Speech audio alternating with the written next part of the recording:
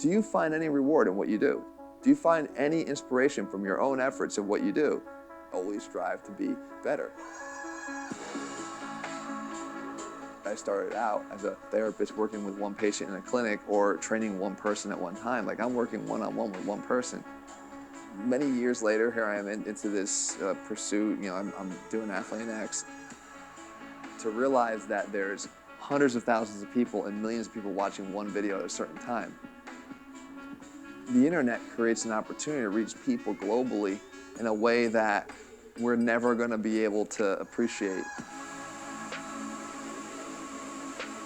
There's a reason for me to make the videos, and if it only was seen by a few people, I'd be helping a few people. My dad's everywhere on this channel, I think, you know, good and bad, you know, good and bad. My father was tough on me. He wasn't necessarily the easiest guy to please. I think from a business and professional sense, it's driven me. And then you take that journey slowly. People are not looking to take a slow journey these days. They want the instant gratification. Or they see the thing on Instagram, they see the 1,000-pound deadlift, and they want, oh, I want to try to, you know, do that, and they keep leaping up their numbers going there. A lot of us will like to just stop maybe 1 or 2 reps after it starts to burn. You know, can you stop 20 reps after it burns? Can you rest, pause, and keep going through the burn? Those methods will also carry through from a mindset standpoint into their training.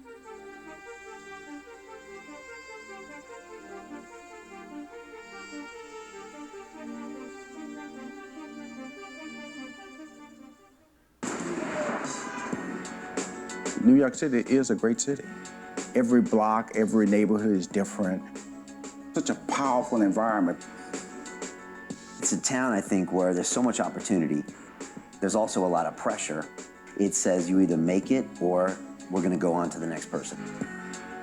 New York has a mystique that tends to draw the most talented people in the United States and indeed the world to it.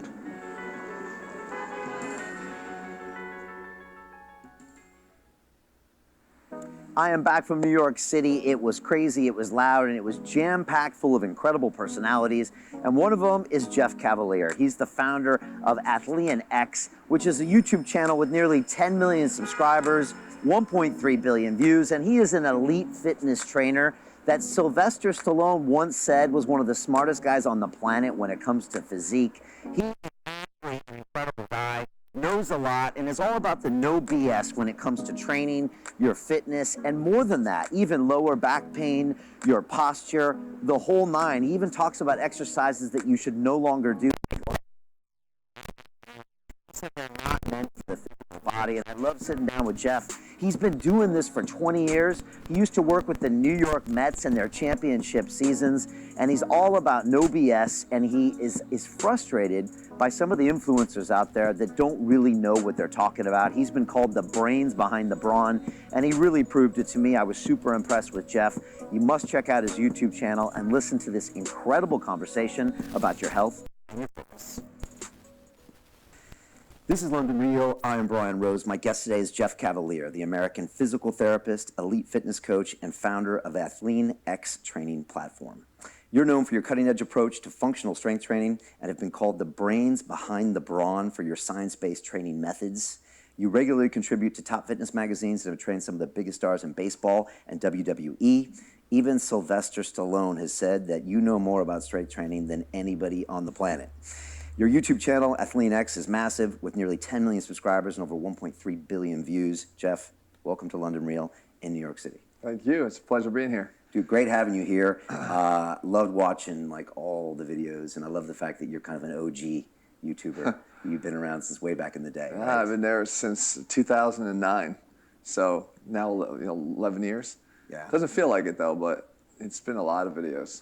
Do you think that helps when people can go back and see you in 09, you know, putting stuff out with some camcorder, you know, that's like not edited very well and bad lighting, just to show that you've been doing this and committed to this for so long? I think so. I mean, there's an irony behind that camera, actually. It wasn't until about, and I'm being totally honest, about 3 weeks ago that we actually changed that camcorder out. So I still use that same one for 11 years, more so because of just being, I think this kind of represents me. Like, just be true to the message. It's about the message.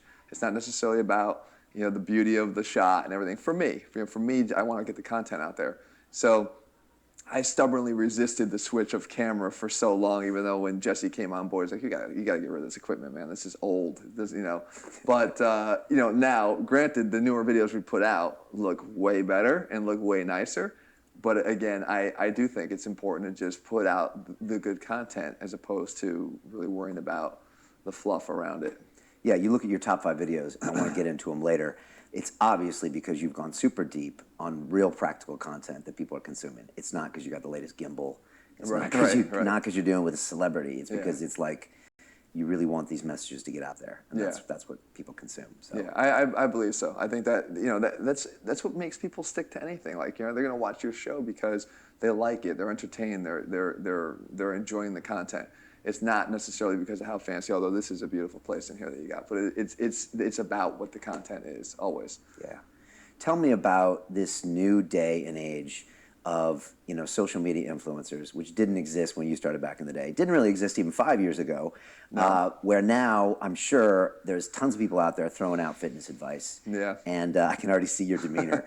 And yet a lot of them, they can't. Moving in my chair. You're moving in your chair. You can't, they don't necessarily walk the walk. They talk the talk, but, you know, you see them and you don't always necessarily agree that they're the ones that should be preaching that message. Tell me about how you feel about that, what you see in this current day and age. I mean, I'm not one to judge anybody in terms of who should or should not be delivering content, you know, but because I think if you have a passion for it, it's a good starting spot, and a lot of these people might have a passion for it, but it goes, as I've always believed, that there's a requirement for the responsibility you have as the creator to put out information that's going to benefit people and not hurt them, right? So what happened was there was this evolution over the years where everyone's got a channel. Everybody can start a channel today. They can start an Instagram account if they want. They can start a YouTube channel. But what are the requirements for the content that they put out there? It could be bad advice. Just because it's advice doesn't mean it's good advice. And there's a lot of bad advice being done, you know, thrown out there. And the other thing that sort of happened was there's this sort of invitation to just copy other people. So if they look at someone like me and they say, oh, Jeff's doing this stuff that's science-based, you know, I'm going to do science-based info. And they sort of recite what they hear. It doesn't mean they understand what they hear. And I've actually seen it firsthand where there's videos out there where people are like reciting the fancy words and getting them all wrong, where they're talking about abduction and they're adducting. Like and there's a lot of that out there, and it's very phony to me.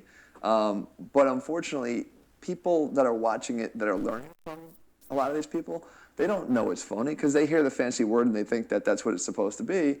And then they go further and they kind of try some of the exercises that they might tell them to do that are downright ridiculous and could hurt people. So I just think that along with being able to, the ease of access to start the platform, there should be some requirement that you have to withhold a certain level of education and responsibility to put out high quality content that's actually safe, you know, and I think that's where we kind of have maybe missed the mark a little bit. Yeah, for sure. How would you describe your training philosophy?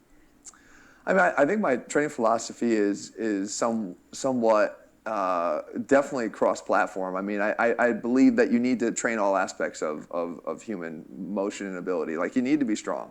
You need to be strong, but you can't just be strong, because at the expense of just being strong, you can break down. You can get more injury. You have to be able to address that through corrective exercise. That's the boring stuff, but that's the stuff as a PT that I know is so important to maintaining your ability to do the other stuff. So there's a corrective component. There's a functional component. And I do kind of hate that word because functional training kind of went in and out as a phase. And when it came in, it had the merits of core strength and being able to have balance and coordination. But then it kind of took a little bit like of an extra leap in that phase where it became maybe some nonsense stuff. There's a lot of weird functional things happening now.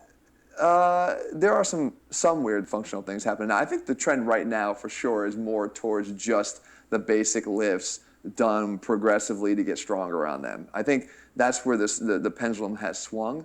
But again, I think that can be very misplaced also. That kind of advice can be very misplaced. You're just trying to get people out there to just chase numbers. And I've put a lot of content out there to say that just chasing numbers is not a good path to follow, because if your body's not equipped to handle those progressive numbers, all it's going to do is compensate and cheat and try to get the next number, really building upon a cracked foundation. And that foundation has to be strong. And a lot of times building the foundation requires the corrective exercises, the extra exercises that are meant to sort of enhance your ability to do the compound lifts and the big lifts. And then you take that journey slowly. People are not looking to take a slow journey these days. They want the instant gratification. Or they see the thing on Instagram, they see the 1,000-pound deadlift, and they want, oh, I want to try to do that. And they keep leaping up their numbers going there. We've just sort of lost an appreciation for the process and how long it actually does take. I mean, you've been training for your whole life, right? I mean, there's a process to it. Like, you don't just get there overnight. But I think social media probably rewards instant gratification more than anything else. What are numbers that people chase a lot? Is it like your squat or your bench? bench? I mean, squat, bench, deadlift. People want to be able to, at least bench 300 pounds and, squat 400, deadlift 500, and work their way up from there.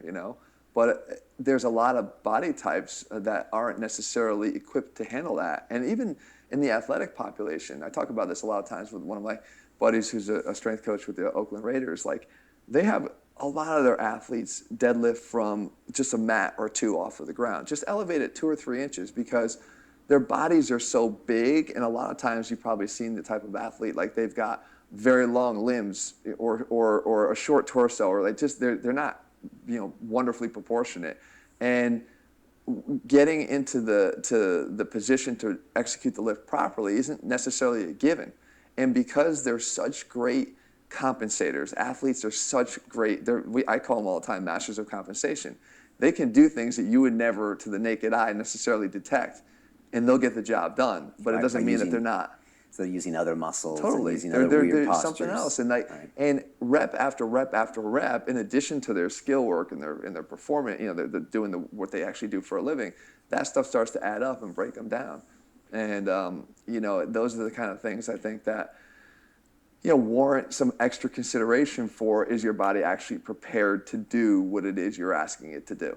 And that requires a whole well-rounded approach. Their body is so multidimensional. It requires an enormously well-rounded approach to fitness. So I've never liked to pigeonhole myself in one area.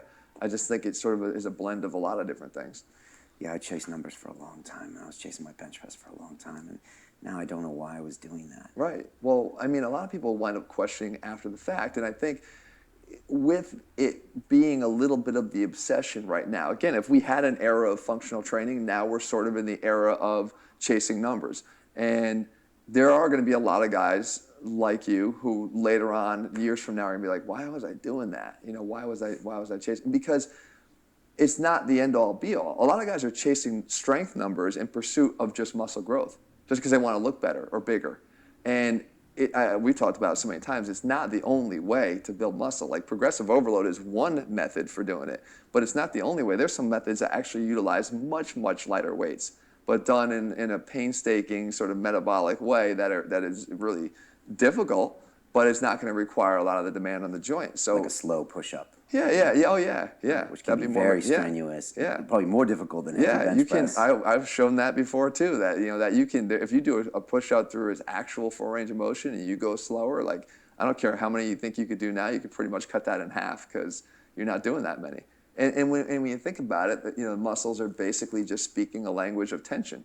They don't know what the weight. They can't read the number on the side of the plate or the dumbbell. Like, they just feel what they feel. And you can manipulate that feel a number of different ways, either through the pace and the tempo that you're training or the explosiveness that you apply to it. Like, there's a lot of different factors that you can apply to change the tension that muscle is going to feel. And that muscle will respond in a way to adapt and try to come back better able to handle that stress. So it's not the end all be all. And I do think there will be people that are questioning why they focus so hard on just one element of their training these days.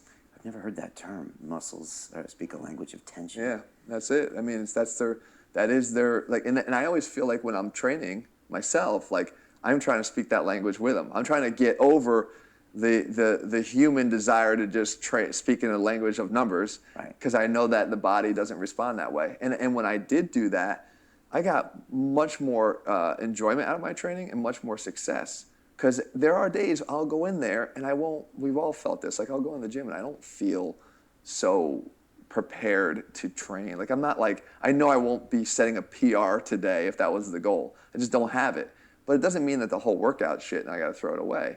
I can just, okay, seems like it's gonna be one of those days where I gotta kind of downshift a little bit. So I'll lighten the weights and then I really start to like feel the tension and really make sure that whatever muscle I'm trying to train at that moment, I'm making it do the work as opposed to just sort of heaving the weight around because I knew I was supposed to go for a number that I'm never gonna reach that day. And most often those workouts are incredibly productive because I kind of tapped into first of all, I surrendered to the whole idea that I'm not going to have my best today. And then I made it my best because I took that challenge of the lighter weights and really just focused on that tension as opposed to some number.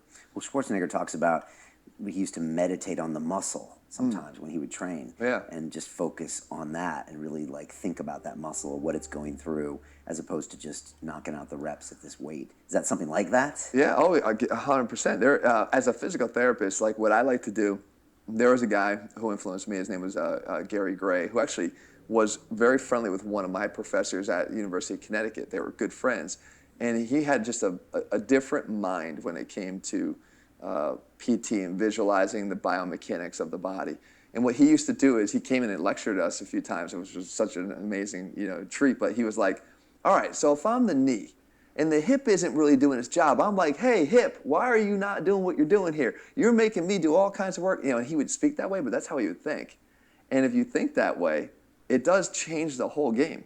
Like when you think about it, like I think that's probably one of my biggest strengths as a PT is to be able to adapt and revise exercises based on whatever it is you tell me.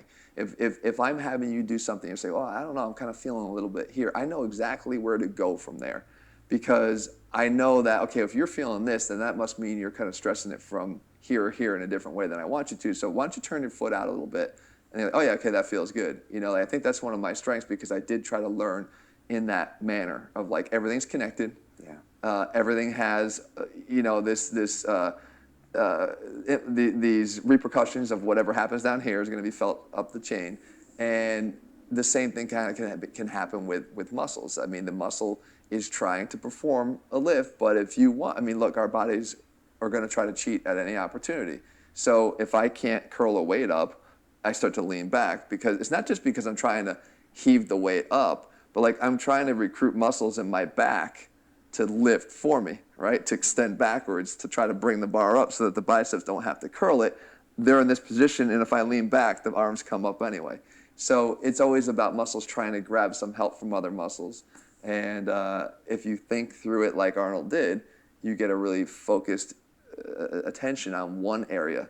Now, granted, in athletics, sometimes you want them all working together, right? So you got to train that too. So there's times you want to really focus on segmenting them out and making them do their job and forcing them to not rely on the other muscles. And then there's time you want to bring it all back together. And it's important to bring them all back together, but it is important to separate them out too. Right. In a controlled way, you want to bring it together. Yeah, and that's the thing too, is like everything is so, like the obsession right now is everything's got to be total body training, total body training, total body training. That kind of stuff bothers me because they discredit all the years of people splitting up training and like that it has no merit anymore.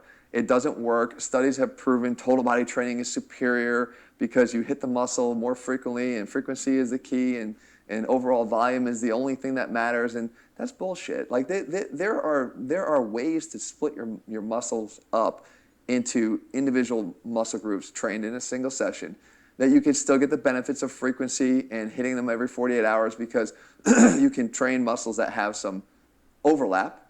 Pulling motions are going to get both the biceps and the back and the posterior chain. You can still do that more frequently. There's ways to sort of enhance the bro split to get the benefits of that training. But to throw it all out and say that this is not helpful would discredit the whole benefit of being able to train a muscle in a little bit of isolation to strengthen it and then strengthen the muscles that it tends to work with in isolation. And when you bring them all back together, you're getting a sum of all those parts as stronger components that now make the unit as a whole much stronger. So, as opposed to just banging your head against the wall trying to always train the unit as a whole. Yeah. You must have seen that when you were training guys in baseball. I mean, where you had to separate things and try to strengthen certain muscle groups and then combine them for Yeah. an athlete that is always doing compound things on the field. Oh yeah. Oh, I mean, all athleticism is ultimately going to wind up being very compound in terms of the the way that they function. But a lot of the corrective work alone is really trying to isolate the kinetic weaknesses, those little chinks in that kinetic chain, because we all have them. We all have them. And then if you allow yourself just to compensate around it, you can get past that for the time being. But then you're going to wind up having to, ultimately address these things, or there's going to be so many to address that you're going to be, in a bigger problem than you are now. Then an injury happens. Yeah. Oh yeah. Interesting to hear about all these chains. I mean, I know you're a big fan of not doing certain isolation exercises. I know you have your kind of top 5 not to do, like the leg extensions and things like that. But you like doing things standing up a lot of times. And is that to kind of involve the whole body chain? Yeah, I think, again, most things are going to be done standing. Most activities are going to be done standing. Even just life, we live most of it actively. We live moving on our feet, walking around. So I like to get people up on their feet when I can, if I have that as an option. So if I have 2 options, a seated option versus a standing option, I like to put you on your feet. And the benefit is, too, you just get something called like ground reaction forces that are just natural, that happen because your feet are actually on the ground, that transmit the forces from the ground or through your feet up through the rest of the body, that I think does help with this sort of carryover into a more, functional application of it down the road. So if I could do like a seated concentration curl, or I could do a standing barbell curl, I'll do a standing barbell curl, 99 times out of 100. Unless the absolute goal was that I wanted to help somebody who was a bodybuilder to get bigger biceps, and I felt that the concentration curl gave him an opportunity, or her an opportunity, to develop their biceps a little bit better than with the curl because of the momentum factor or whatever.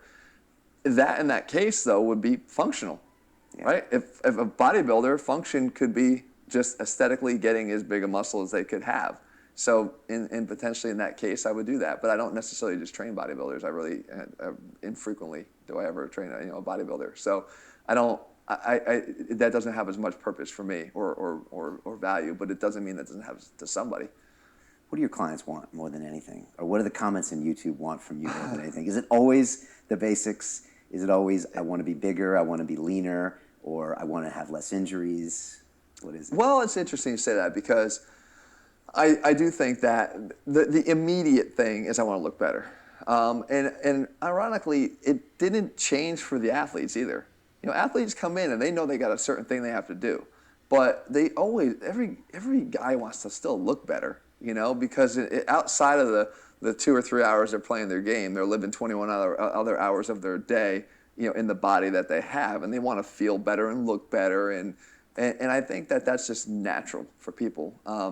But they also do want to feel better in terms of, like, they don't want to ache, and they don't want to have these nagging injuries. They don't want to be able to, every time they try to go do the bench press because they're told they should, or the squat or the deadlift, every time they do, the next day they can hardly get out of bed because their shoulders are bothering them, and their back is bothering them, their hips are bothering them, and their knees are bothering them. Like, they don't want that either. So I do think that a lot of the guys that follow me, probably because of the PT background, they are kind of sick of feeling like they're 30 years older than they are. And they come to me with those requests. And a lot of the athletes, I get a lot of people that come to me because of specifically, can you help me with my shoulder? Can you help me with my back? And to the naked eye, these guys are out there performing, you wouldn't even know that they have a problem. You wouldn't even know that they have a back problem. You wouldn't even know that they could hardly lift their shoulder over their arm up over their head. You just don't, but like a lot of like UFC fighters that can't raise their shoulder over their head. I mean, there's a lot of injuries out there. And they still do it. Like, they still do it and they get by, but like, privately they're fed up with it, and they wish there's something they could do about it so that they could just feel better. And do you usually solve a lot of these problems when people come to you? I mean, I think so. Yeah, I lower hope back so. pain, shoulder pain. I mean, because like a lot of your videos are about really specific solutions to this, and they go pretty deep. They're actually usually not complicated, but you would never think of them unless you understood the physiology. Yeah, there's not, a lot of times there aren't such complex fixes, but again, I think it's the willingness to sometimes dial back accept the fact that maybe I'm going to take, you know, 1 step backwards or 2 steps backwards, but I'm looking to jump 5 steps forward ultimately. And that's hard for people. That's hard just to be willing to do that. I'm one of them, believe me, I am. You know, it's hard to get me to slow down and take a couple steps back, but realizing that when you do this, you're going to ultimately wind up in a better place. The fix doesn't have to be that complex. They just have to be willing to do it, and then they have to be willing to be consistent with it. And consistency is sort of I think, where the biggest stumbling block comes. That's one of your mantras, is consistency. It's got to be. You know, everything's consistency. Talk about that. I mean, you know, like I just said, like, you know, even if you could consistently, so to put that body together, the aesthetic body together, even if you could get yourself to go to the gym, that's, let's just round up a 1 hour ordeal for you to go to the gym. There's 23 other hours in the day that you could fuck up your nutrition to the point where you just sort of ruined everything you did in the gym.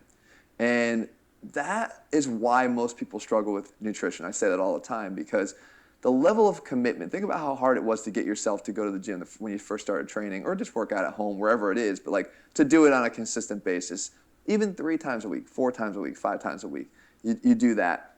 Then you've got to somehow get a hold of how you're eating for 23 other hours in the day for the rest of the day. Obviously you're sleeping at some point, but there's the level of commitment is not even close. So people can do the physical part, they can't do the nutrition part, which is why so many people suffer and struggle with that mightily.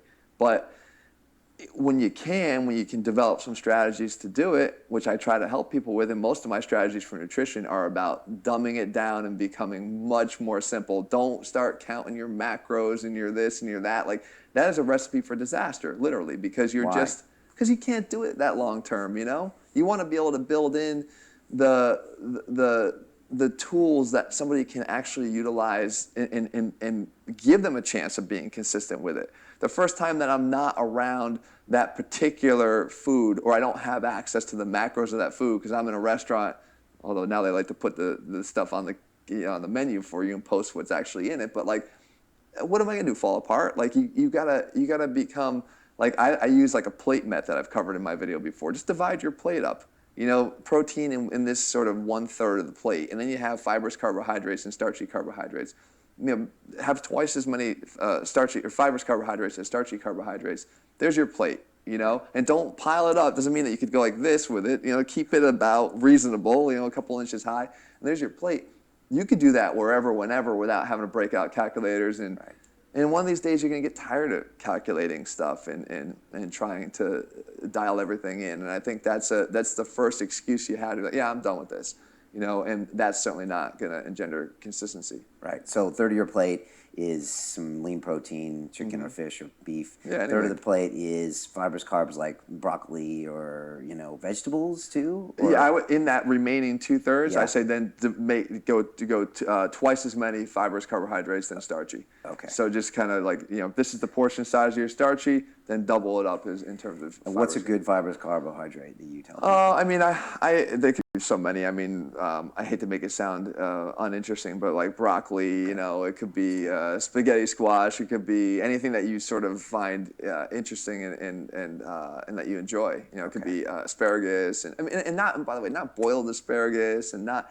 Again, there's the consistency thing. Like Nobody will do that consistently. is what you're saying. No, Yeah. I've never done that my whole life. Make it taste good. Yeah, I've maintained my leanness my whole life because I actually enjoy what I eat. Like, I'm looking forward to you know, my next meal and what I eat, even though if it's fairly repetitive.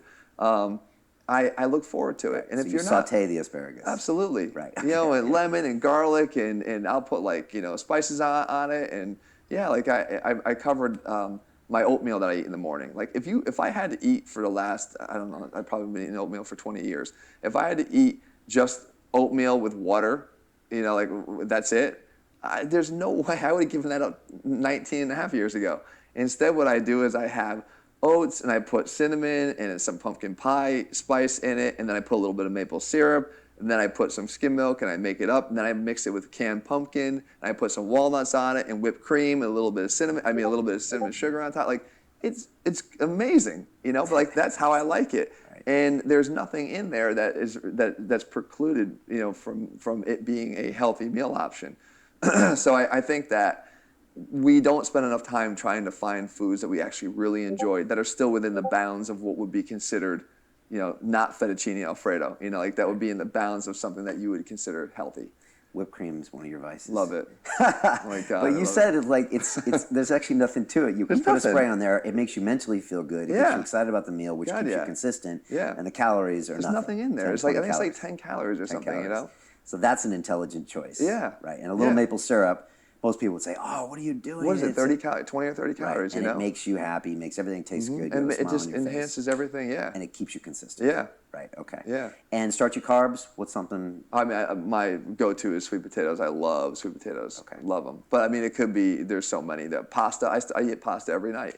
Every night. Really? I'm Italian. I eat pasta. Wow. Any trick to the pasta? No. Certain types of pasta? No. Or again, portion No, just control? portion. Portion control. And mix the fibrous with it as well. That's what will satiate you a little bit more. Right. The issue with carbohydrates, I'm not against carbohydrates, starchy carbohydrates, not even in the slightest bit. The issue is that you can overindulge in carbohydrates more than any other food. Like, when is the last time I said you can have 5 steaks? Like, I'm good with one. When was the last time I finished a bag of steaks? Right. While watching Netflix. or fat. Right. Like just isolated fat.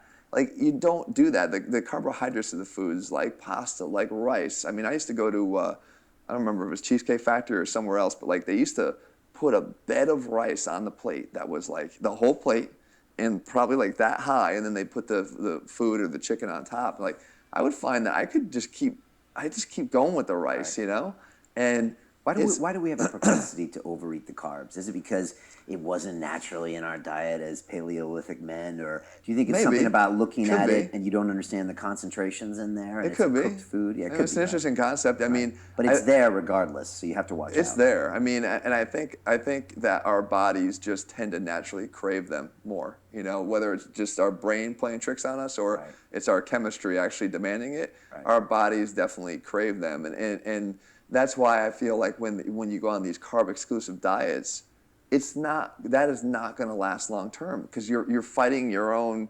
evolution, that to the point where you can do it, and there's no doubt you'll lose weight and you'll be able to do this for a period of time, but ultimately they're going to have to come back. And I don't think it's worth investing time and effort into a plan to exclude that for short-term results that you're going to ultimately have to go back to and then relearn a whole new process.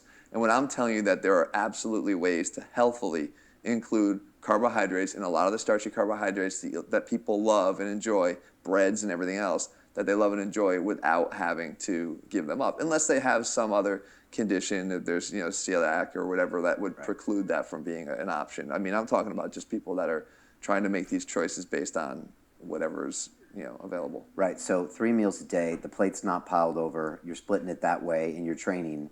That should be enough to get you where you need to go consistently. Yeah. Right? Yeah. So that's all you need. Basically. Yeah. I mean, and I also think the value of the clock is helpful too. Like, one of the things that I've done, excuse me, one of the things I've done is I've tried to eat around the clock in terms of the certain times throughout the day. Like, I have times in my day when I prefer to eat. And what it does is it just keeps you a little bit more responsible. Like, when people wake up and they don't have any plan for when they really eat, they then tend to eat just sporadically throughout the day. And it's very easy to lose track of what you're consuming when you're just a sporadic eater throughout the day. I think that's one of the bigger issues that people have. Probably one of the reasons why like intermittent fasting had a lot of success for people, because it does start to apply some rules, at least around timing. Hey, this is your window. You can eat within this window a little bit sporadically, but this is your window. And when the window closes, it closes. You're not supposed to eat anymore. So it kind of cuts down on snacking as a side effect of having that intermittent fast. I think for the grazers, people that are grazers find a lot more success in intermittent fasting because it applies rules, to what the weakness is. But you like fixed meal times. I just like fixed meal times, yeah. Keep you honest, which means you're not eating at those. Yeah, like I might get somewhat hungry in the middle of those meals. Now, if I'm starving in the middle of those meals, I'll eat, because I think your body's trying to tell you something. Of course, for me, it's always going to be something I'm going to reach for something that's healthier. Right. But if you're close to the next meal and it's like an hour away and you're hungry, the fact that there's a time in place for you to eat Like, I'm good until then, I'll be fine until then. Like, I know it's coming, so if I had no set time, I might not know when it's coming next, so I would just grab food. Right. So I think that's one of the values of having that additional, rule of the time and the constraint, yeah. Do you fast or intermittent fast? I don't. And the only reason why I don't really experiment with my nutrition these days is just because I like where I'm at. I'm not particularly fond of, like, the low body fat is something that's very natural to me. The one thing I don't like, I've commented before, is like if I could just take a little bit of fat and put it right in my cheeks here, a little bit in the neck, where I lost, that'd be good there. But like, this is what happens when you get into be our age, right? We're in our 40s, right. It's almost mid 40s for you and late 40s for me. Is that I find if I'm ever getting like abs, I start looking like a skeleton in my face. Yeah, I mean, my wife complains. Sucks. I hate it. It's like that. I do wish I could sort of change that, but that is one of the consequences as you start to go down lower in body fat. You don't get to be very selective about where it comes off. Okay. And problematically for guys, we do seem to retain it a little bit on the lower abdomen too. So you can get pretty lean everywhere else, and you might even start to lose it in the face, and you still haven't lost it from your lower belly. And it's like, if you keep going with this, maybe you will finally start to lose it there, but at what expense to the rest of your appearance? So that can become tricky, especially as you said, you get older. And you said, I think you said before that being lean over time is one of the best things you can do for the later years. And so this is a great lesson for anybody listening now, is that don't think, well, when I get 40, then I'm going to lose the belly, because that's actually not going to be possible, right? It's so hard. It really, it's not that it's not possible, but it's so hard to create even a certain look. I've been doing this now since I was 13 or 14. I've been working out and into health and fitness for such a long time that I was able to, develop what I call muscle maturity, because the muscles have been maturing under this tension we talked about before and load for so many years, and they've sort of been constantly adapting to that stress. When you don't train your whole life, or you're not worried about what you eat your whole life, you develop a certain look to your physique that when you then say, okay, now I'm going to decide I'm going to do something about it, you've missed all those developmental years, and even the hormonal influences that you get in those teen years and late teen years and early 20s that help to really shape what it was you were developing. So it's just a lot harder. And then just because of the normal aging process that makes things a lot slower to happen, you're really sort of shoveling shit against the tide if you really want to make significant changes at that point. So get started early. Yeah, just make it a lifestyle. Yeah, and it's I love it. I mean, I'm sure you love it, right? I train every day. Now I love it mentally. For me, it's a break. I get to release. I get to go do something really enjoyable. Yeah. I feel better. I eat better. And it makes you feel as if like you're in control of something, right? Yeah. You're in control of you for a certain period of every day, and how you feel and how hard you're going to push yourself, and there's a mental battle in your own head of like, I kind of don't really want to go today, or no, go, you can do it, and then I don't really feel like lifting this, but I'll try. You're able to have these little victories in your own head that just make us feel better and more successful as people. So I find there's so many depths of training that are beneficial beyond just, hey, I got biceps now, And I think if people see that and realize that mentally and even spiritually, that they can get a lot of benefit from training, they wouldn't be so reluctant to start earlier on. Because, I mean, think about it, even as teenagers, like teenagers these days have more stresses than ever before. Like, it's probably a great refuge for them to just go and start training and becoming more confident in themselves and their own abilities. So I wish more people would start early, and then yes, they'd have those benefits down the road too. Do you think everybody should be training daily, whether you're 12 or 112? Well, I don't know about daily in terms of the actual physical training. I very much believe in the value of an off day and recovery. Recovery can come in the form of active recovery, where I'm just shooting hoops with my boys or something like that. That is active recovery. That's certainly not going to impede your muscle recovery because you're shooting a couple baskets. So I think that some activity is a great thing.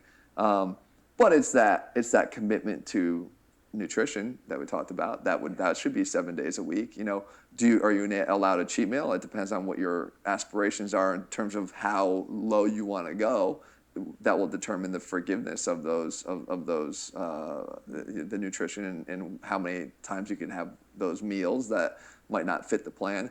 But the commitment to the overall process should be there 7 days a week, and I think that every single person in the world could benefit from it. For one, it could be something completely, it could be all mental for somebody if they are not even that really into the aesthetic side of it or the performance aspect of it. It's just the act of doing something that they can control. We can't control whether we get sick. You know, we're out of control. Our body is betraying us, and there's nothing we can do about it. There's a lot of people that are, you know, that are sick with cancer, and there's no element of control. This is one of the very few things that we can control, you know, over our own bodies. And I think that should be embraced and done, you know, something about it all the time. Yeah, with modern times, there's such like a divorce from our brains, from our body, you know, and your brain can be filled with movies and social media and like all this other stuff. And then the body, it's like, oh yeah, I guess I should get fit. Right. When in fact, they're one system that allows you that spirituality and that, you know, peace with yourself and being proud of your own discipline and even keeping your life extended. Yeah. But a lot of times they're still separate, right? Yeah. Oh, I'm going to train. Oh, you're a trainer. I'm a teacher. These are different things, but they're not different things. No, I mean, think about just even when you're feeling good about yourself, how much that carries over into the teacher, right? The teacher probably becomes a better teacher when they feel good about themselves and they feel accomplished and in control of some aspect of their life. They probably just bring that to their every aspect of their work as well. Yeah. So I think it's a really important thing for everybody to. Yeah, I mean, my team knows that I always try to train before shows. Like it's the gym first and then the show, because I'm better. Yeah. I'm just better. Yeah. I'm feel great. I got the endorphins. I just did this, and I come, and I'm just a better person to be around, and hopefully I have a better conversation, and other people can feel it. Yeah. So if that scales. Yeah, the energy. Does. You mentioned cheat meals. How do you feel about cheat meals? Again, I think it's something that allows people to maintain their sanity. And depending upon where your goals lie, I actually made a video about this not too long ago, but like if your goal is to be, let's say 13% body fat, I mean, cheat meals are a thing for you. Like you can do it, absolutely. You can work them in strategically, you know, even a few times a week, and you're gonna be okay. I used the baseball analogy a long time ago that I still rely on to this day. You know, if let's say you ate 4 times a day, 3 times a day, and there's 7 days in a week, you got 21 meals over the course of a week. If you ate 2 of them as cheat meals, that's 19 for 21. That's a pretty good batting average. Like you're going to the Hall of Fame with that batting average. That's not where people have problems. If they ate 19 or 18 out of 21 good meals throughout the week, they would not be struggling with their weight. They could eat whatever the hell they want in those 3 meals. They would not be struggling with their weight. They'd probably have that six-pack, visible six-pack. They'd be at 11%, 12% body fat. They'd be right in that area without problems. That's not the issue. The issue is that it's not 19 or 18 for 21. It's like 7 for 21, you know? And unfortunately, that might be a good batting average in baseball, but that wouldn't be a good batting average in terms of, you know, how many times you should be eating correctly. So I think that they're a thing for people. And now at my level of body fat, would I be able to work cheat meals in that regularly? No, I wouldn't be able to work them in 3 or 4 times a week and still maintain the level of body fat that I do. But it's important for me to maintain the physique that I have, I think, as a walking billboard for what it is that I preach. There's not a desire for me even really to do that. But I wouldn't be able to do that at this level so that the cheat meal for me doesn't become as much of an option. But again, I think you can look damn good at 8, 9, 10, 12, 13% body fat, and it becomes so much more in play at that point. So. Yeah, there's a great video you put out that kind of shows you at 5.3% or whatever it was, 6% body fat that you had done. And you said, okay, do you want this or not? And you say, well, why do you want this? Yeah. What are you willing to do to want this? Yeah. And like you said, you can have a great looking physique at 9% body fat. Mm-hmm. Why do you want the 5? Just so you can, then now you're back to chasing numbers. Right, totally. And you said, look, for me, like for you, it's not hard to avoid sugar, I think, you know, on a regular basis. And like, okay, it's your business, you're a walking billboard. But most people probably don't have probably the discipline to do the 5% or the need, right? Yeah, and if they fail in the pursuit of that, and then give up entirely, go back to 15%. Yeah, what's the point? You know, and when it was so much, it could have been so much more. It was right there in their lap that they could have gotten to that point that would have made them incredibly happy, that would have been a little away from that 5% level, but they never even got a chance to experience that because they were so focused on the extreme. And I think, again, we talked about that in the beginning, but I think that's sort of where our minds get a little bit misconfigured. We're looking at the extreme. We're looking at that number. We're chasing things that don't necessarily need to be chased. To continue watching